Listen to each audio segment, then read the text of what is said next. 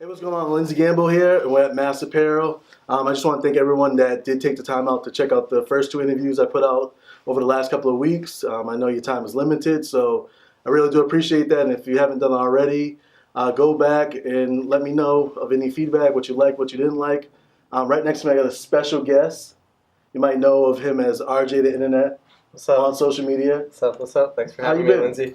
Good. How are you? I'm doing great. So you're the founder of Fresh Out the Mint. It's a radio show. Can you tell us a little more about it? Yeah. So Fresh Out the Mint sort of started with Kwaku and I. He's the co-founder with me, and it was just like a BC run radio show, focusing mostly on like Boston hip hop, and local music, and we're just trying to expand it now. So we're getting a little less like focused on the radio portion of it and trying to branch more into like events and things like that.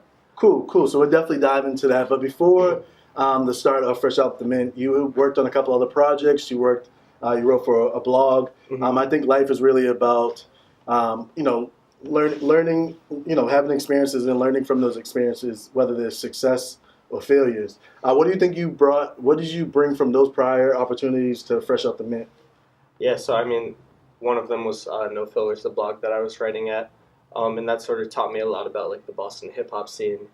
But I think another big part of that was like I sort of learned how to write there. Like I was not a very good writer when I joined No Fillers as a blog, and then I sort of like learned how to develop that skill as well as more just like learning how to critique music like more specifically, like using specific words and things like that that are like.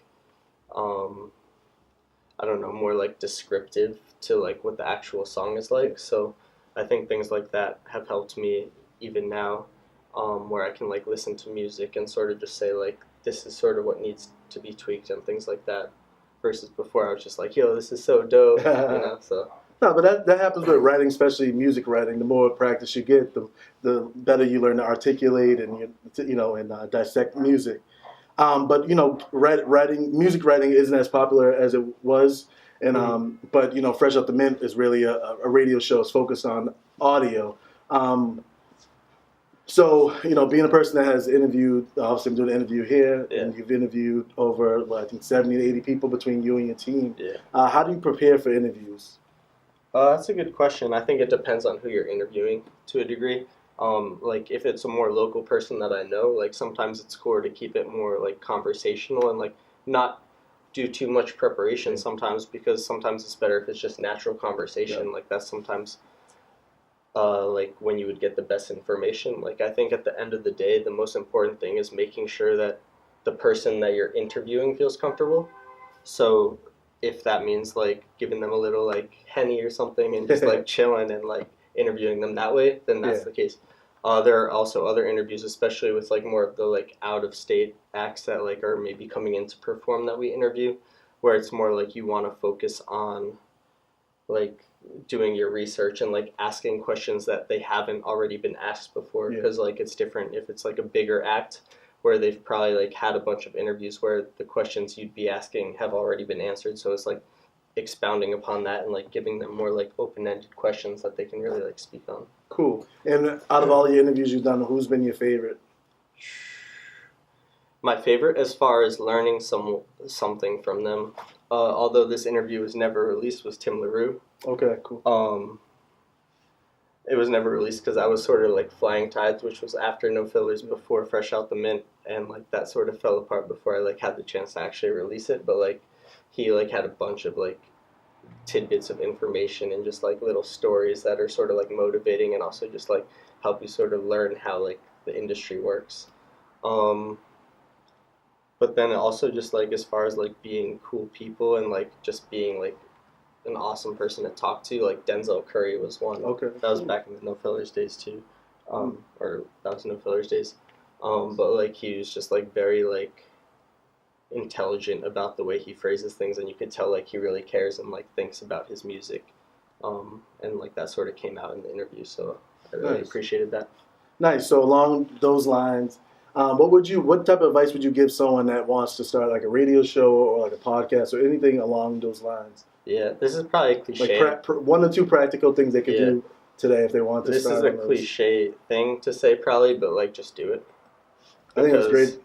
like if you're not doing something, you're doing nothing. So like you just gotta like go out there and like try things. Like most of the time, you're gonna fail. Like Thomas Edison invented like 1,000 ways not to make the light bulb before he invented the way to make the light bulb, and he's like, I didn't fail. I found like 1,000 things that are the way you don't make a light bulb. You know, so it's like sort of just like keep trying, and like if things don't work, don't be afraid to like change what you're doing. Cool, cool. So, as you mentioned a little bit before, you guys are actually gonna like fall back on well, keep doing interviews, but so much Fall back on the radio. the radio portion of show. it. So, what do you? So, from the time that you started Fresh Out the Mint to now, you guys have definitely have a lot of growth in the brand awareness. You're able to get, you're able to get more talent, Mhm. more like I would say higher class talent as far as interviews. You guys kind of dive into shows. What can we expect in the future, and what will be like your measurement of success for like the whole brand itself? Yeah, I mean, I think when we started, it was more of like I have this opportunity to have a radio show at Boston College, and like I just became friends with Kwaku at that time, and I knew he was sort of hip to Boston music, and I knew he loves to talk Yeah. like nonstop. So I was like, yo, let me bring him in. Like this is perfect. Like he can like really like sort of be like the face of it in a way, and like let's just take advantage of this opportunity. But it sort of grew into like we were we wanted to be less focused on that sort of media portion of it. Not to say that we won't do interviews because we're still going to continue to do interviews, but we just want to do things that are like bigger and cooler and like a little different for the city. Yeah. Whether that be shows or panels or whatever else it might be. We have a few things that we're sort of just like early brainstorming right now. Is there anything you can talk about? Anything you can let out at this point? Nothing that I want to like necessarily talk about right now because I don't want to. One, I don't want to say something and give away the idea, but also I don't want to say something and then just not come through with it. All right, that's fair to say.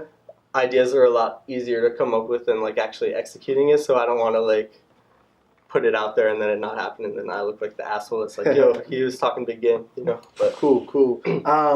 So I definitely think you guys play an interesting role in the Boston hip hop scene, and I'd love to ask this question: where do you really see Boston hip hop at today, and where do you see it going down the line? What do you think is still kind of an issue, or not necessarily an issue, but something that artists still need to break through to really have like that national success?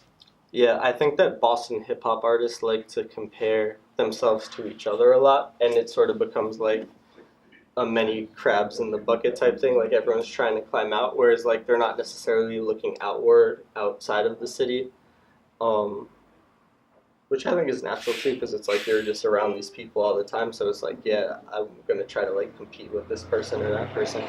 Um, so I think like as far as Boston artists go, it's just like focusing more on the business aspects of things. Yeah. Like Boston hip hop and like Boston in general is not a place with a lot of like infrastructure for like the music industry. So I think it's sort of just like learning how to navigate that and like combat that.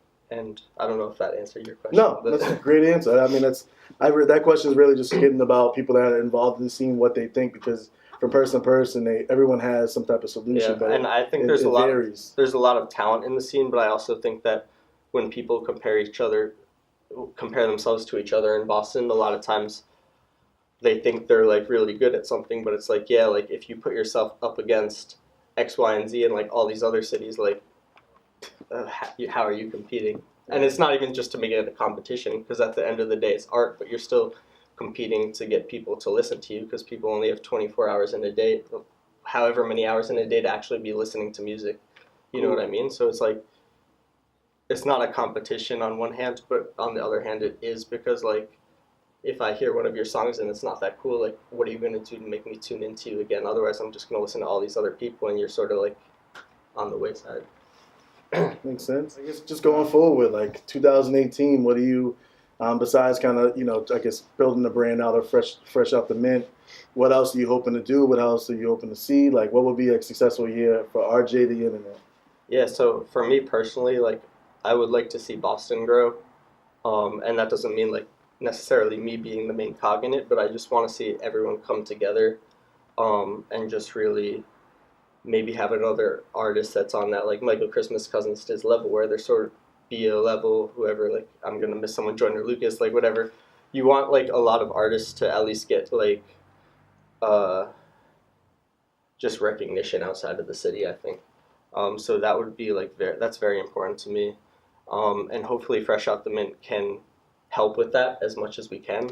We don't need to be like the main people in that, but like it would be cool if we can find a way to help connect those dots between what's going on that's really cool in the city and then like making that sort of like be seen throughout the country.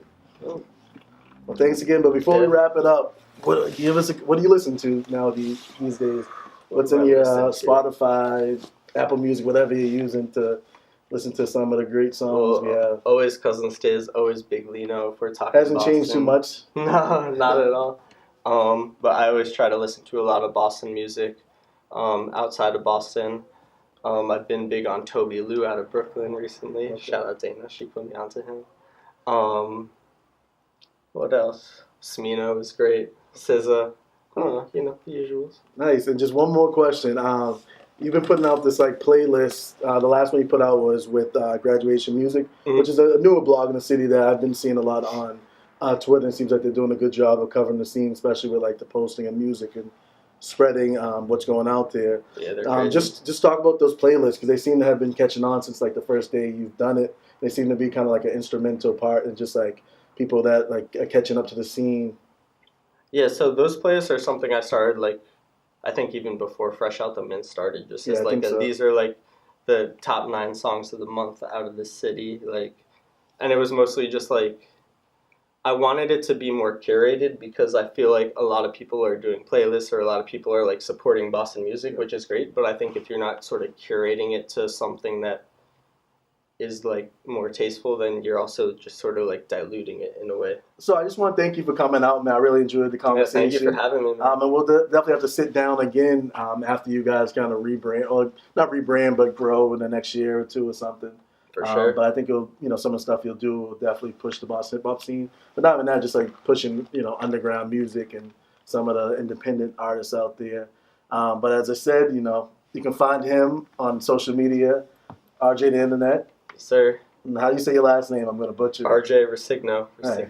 Better for you to say it right than me to butcher it. But once again, Lindsey Gamble, Mass Apparel, RJ, the Internet. Thank you for having me, man. No problem, man. Thank you. It's always good to see you. No problem.